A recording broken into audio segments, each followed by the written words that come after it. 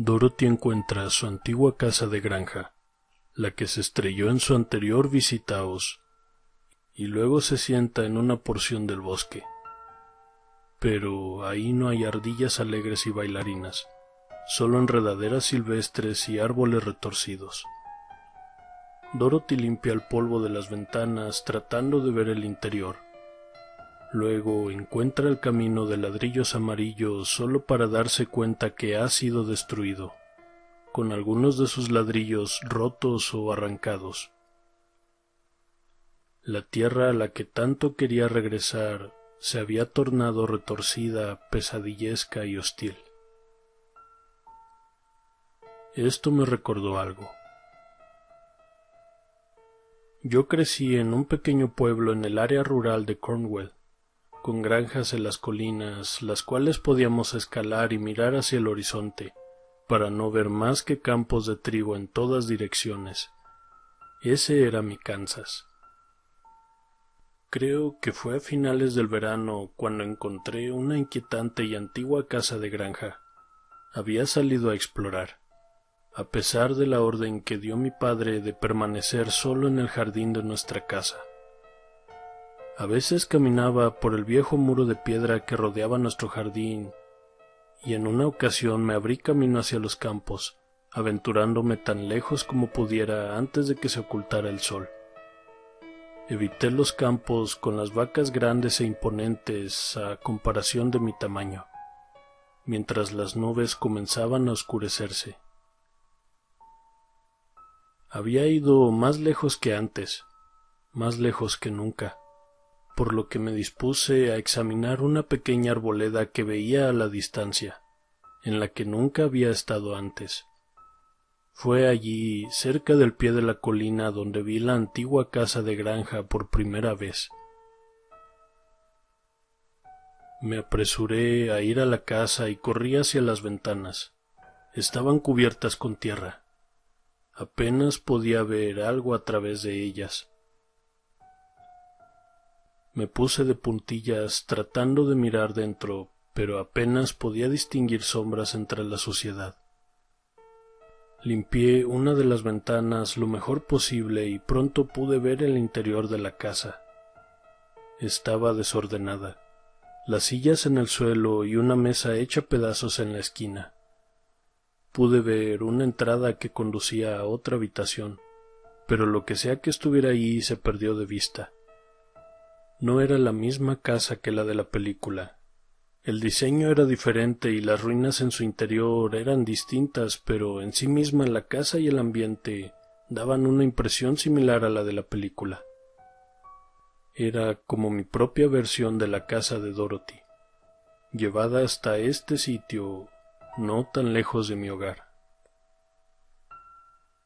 Yo quería entrar. No sé por qué. Tal vez simplemente porque estaba allí o quizá porque quería llegar más lejos que Dorothy en la película. Abrí la ventana y... Bajo la casa está el cadáver de la bruja. Me arrastré hacia adentro. Se sentía sofocado, como si el aire estuviera caliente. Había un zumbido tenue en el aire que al momento me di cuenta que provenía de unos insectos. El ambiente se sentía pesado, como si el calor del verano se hubiera concentrado ahí. No había luces, o si las había, ninguna se encendía. La habitación estaba teñida de un suave color rojizo o marrón, causado por la poca luz del sol entrando por las ventanas sucias. Caminé con cuidado por el suelo de madera. La casa yace encima de la bruja muerta mientras ella se pudre debajo. Y efectivamente los tablones crujían con mis pisadas. Observé la puerta de la otra habitación y me di cuenta que conducía a la cocina. Había varios objetos en el lavaplatos, cosas punzantes y afiladas. Empecé a sentirme mal. No quería estar en ese lugar. El aire sabía mal. Había un olor, algo que nunca había olido antes, pero sabía que era malo. Al darme la vuelta, intenté correr para irme de allí, pero escuché un sonido pesado en la entrada y supe casi de inmediato que había sido un paso. La figura estaba parada en la puerta. Un hombre de 2 metros. La casa está marcada por la muerte. La transpira desde el fondo donde dejaron a la bruja, su cuerpo destrozado. Estaba bloqueando la luz del sol. Llevaba un grueso abrigo negro, del tipo que la mayoría de los granjeros de la zona usaban. Pero su barba era gruesa y alborotada como un alambre. Su cabello colgaba en densos mechones y me miraba con esos ojos. Ojos brutales y llenos de un odio intenso. Él se acercaba a mí, un niño pequeño de solo 6 años con pasos largos. Estaba sosteniendo algo en su mano izquierda. No podía ver qué. Solo sé que era afilado, puntiagudo y manchado de barro. Tenía que ser barro. El hombre abrió la boca y rugió hacia mí, con sus dientes podridos detrás de su barba espesa, llenando la vieja casa destrozada con el eco de sus palabras. ¡Fuera! ¡Fuera! Corrí. Salí de la casa a toda velocidad atravesando la cocina y la ventana, para salir al campo sin bajar la velocidad ni un segundo. Tropecé y caí al barro en la base de la ventana, pero no me detuve. Seguí corriendo. No miré hacia atrás, corrí por el campo y entre los árboles sin importar que mis pulmones ardieran y mis piernas dolieran. No dejé de correr, no hasta que llegué a casa. No noté que estaba oscuro y que el sol se había ido, ni que la noche había cubierto al pueblo. Cerré la puerta de golpe, bloqueando para siempre al hombre y esa casa. Mi padre bajó las escaleras cuando me escuchó golpear la puerta y me exigió que le dijera dónde había estado y qué había estado haciendo. No quería explicarlo. No quería decirle, y mentí. Quiso saber más, diciéndome con voz alta que era tarde y que sabía que estaba mintiendo. Cuando finalmente lo dije, me llevó a mi habitación y me ordenó bajarme los pantalones y acostarme en la cama, para luego quitarse el cinturón y azotarme el trasero hasta que grité y lloré sin control.